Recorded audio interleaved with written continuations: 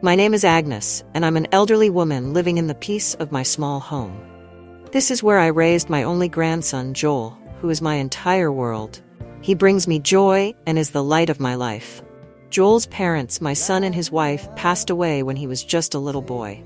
Their sudden loss broke my heart, but I knew I couldn't let grief stop me.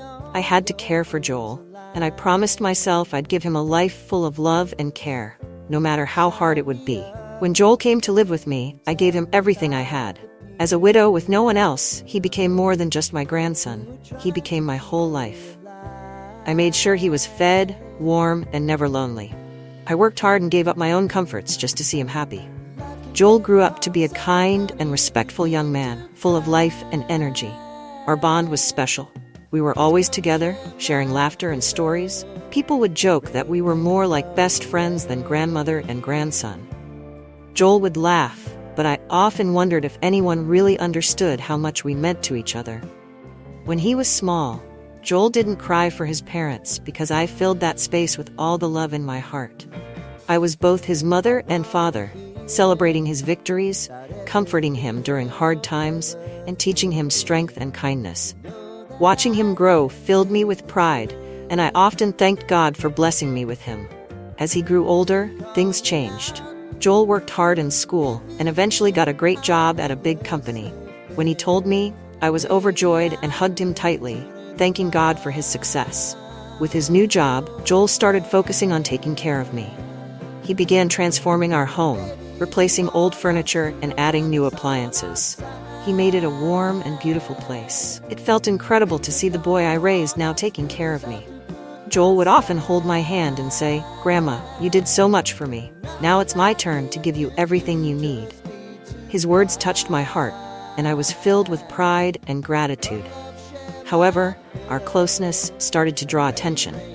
People whispered and questioned our bond, saying it seemed too intense for a grandmother and grandson.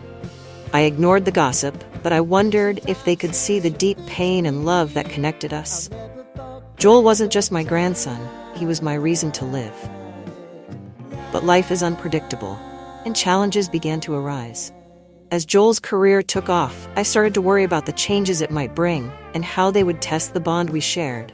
Would our bond survive the weight of society's judgment and the pressures of a new life?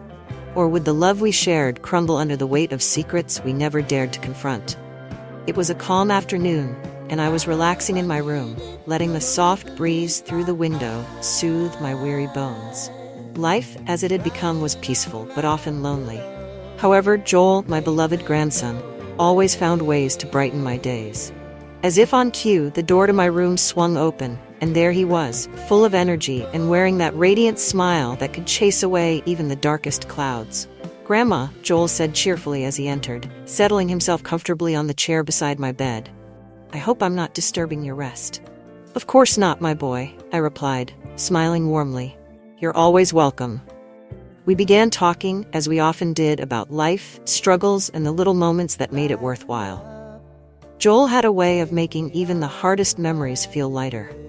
As our conversation drifted to folk tales, we laughed heartily at the funny ones, his deep voice blending with my softer one to fill the room with joy.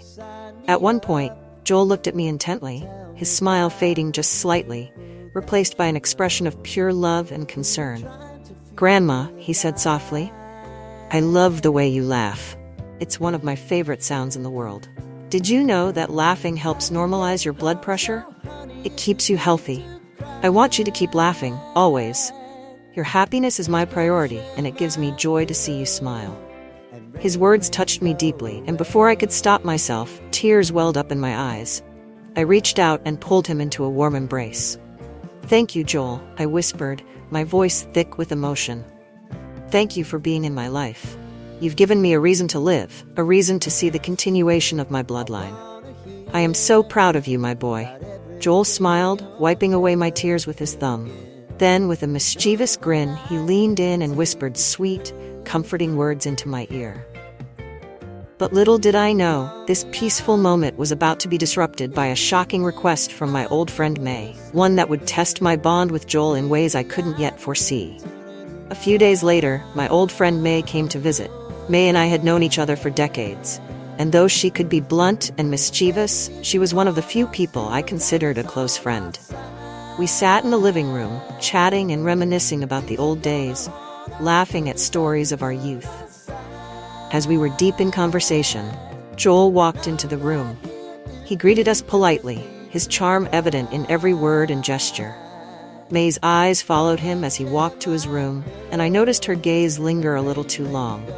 A strange look crossed her face, one I couldn't quite place but didn't like. The moment Joel disappeared into his room, May turned to me, her expression suddenly serious but tinged with something unsettling. "Agnes," she began, her voice low and hesitant. "Please don't be offended," she said, pausing as if to gather her courage. "But your grandson, Joel, he is such a fine young man, so handsome, so full of life. Agnes, I want to have a taste of him." For a moment I thought I hadn't heard her correctly. "What?" I asked, my voice sharp. "Please, Agnes," she continued, her tone growing desperate. "Just once, I won't ask for more than that. I'm an old woman, and Joel's youth and beauty would refresh my weary blood. Just one time, my friend. Please don't say no." My heart pounded in my chest, a mix of anger and disbelief surging through me. I rose to my feet, my hands trembling with rage. "May, how dare you say such a thing? He is my grandson, my blood. Have you no shame? If you don't stop this nonsense right now, I will walk you out of my house this instant." May looked genuinely frightened by my outburst. She raised her hands in a gesture of surrender. "I'm sorry, Agnes," she stammered. "I was only joking. Please don't be angry. It was just a harmless joke." "A joke?" I spat. "You better pray it was a joke, because if I ever hear such filth from your mouth again, I will end this friendship. Joel is off limits, May. Don't ever forget that." May bowed her head, clearly embarrassed by her own words. "I'm sorry, Agnes," she repeated. "I promise it won't happen again. Please forgive me." I glared at her for a long moment, before finally sitting down again. "I forgive you," I said sternly, "but this better be the last time you ever say something like that to me. Joel is my pride and joy, and I will not tolerate anyone disrespecting him or me." May nodded, her voice barely above a whisper. "Thank you, Agnes, it won't happen again." Though I accepted her apology, the incident left a sour taste in my mouth. I couldn't help but wonder what had gotten into May. She had always been a bit of a flirt, but this was beyond anything I could have imagined. As for Joel, he remained blissfully unaware of the tension that had just unfolded, continuing to fill my life with love and laughter. But deep down, I couldn't shake the feeling that this was just the beginning of something larger that might test the bond I have with Joel.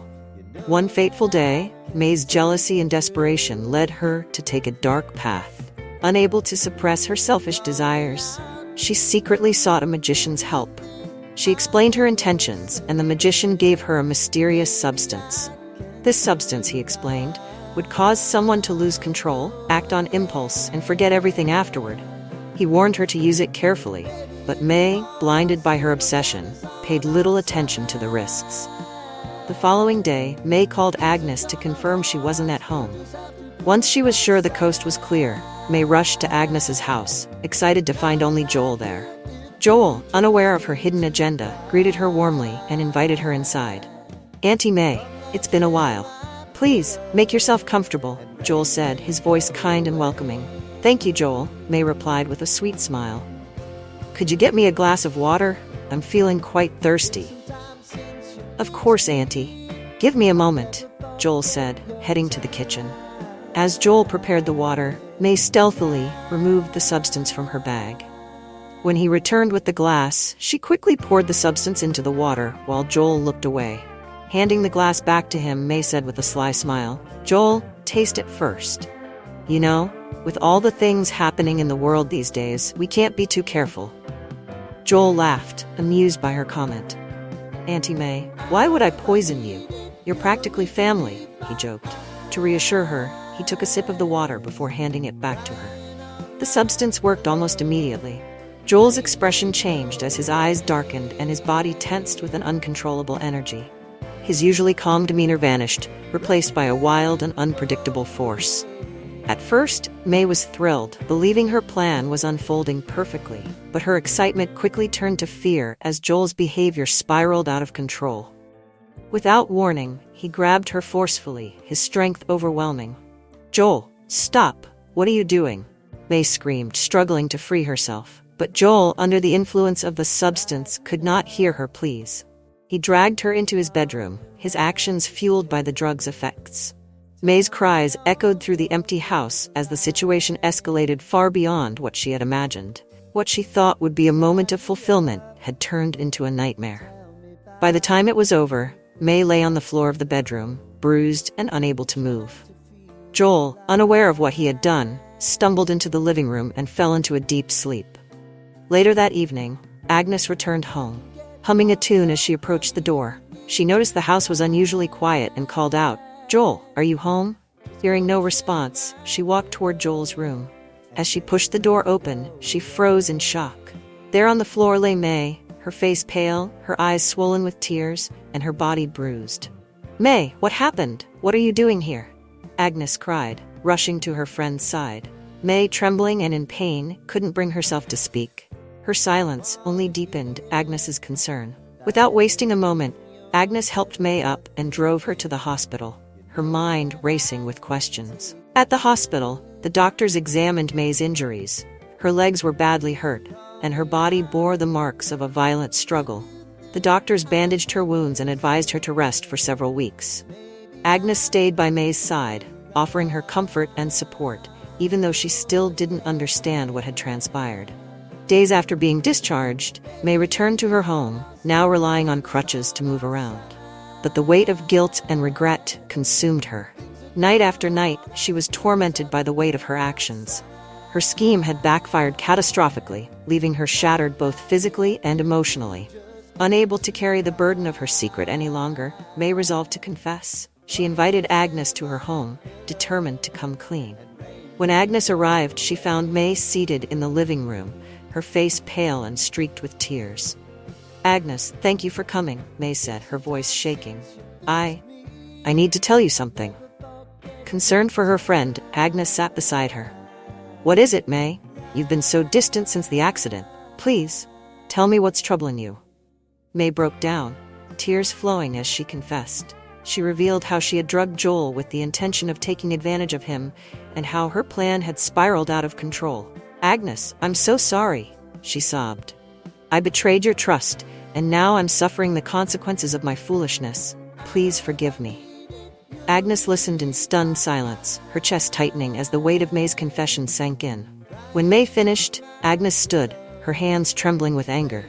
"How could you do this, May?" she demanded, her voice firm and laced with pain. "You betrayed me, Joel, and everything our friendship represented.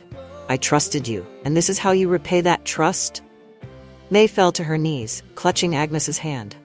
"Please, Agnes, I know I made a terrible mistake. I'll regret it forever. Please find it in your heart to forgive me." But Agnes shook her head, her eyes filled with cold disappointment. "Some mistakes are unforgivable, May.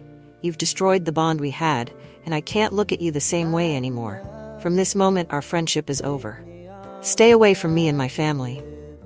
Without another word, Agnes left, her heart heavy with hurt and anger.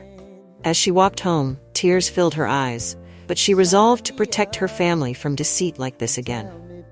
Back at home, Agnes embraced Joel tightly, vowing to shield him from further harm. Though her heart was broken, she knew she had to remain strong for her grandson. From that day forward, Agnes dedicated herself to safeguarding her family from betrayal. Moral lessons. 1. Betrayal has consequences.